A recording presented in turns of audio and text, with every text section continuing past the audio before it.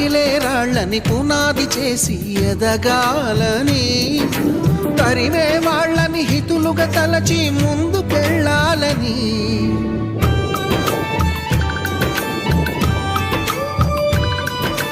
కన్నుల నీటిని కలల సాగుకై వాడుకోవాలని, కాల్చే నిప్పుని ప్రమిదగా మలచి కాంతి పంచాలని, గుండెతో ధైర్యం చెప్పెను, చూపుతో మార్గం చెప్పెను, అడుగుతో గమ్యం చెప్పెను. నేనున్నానని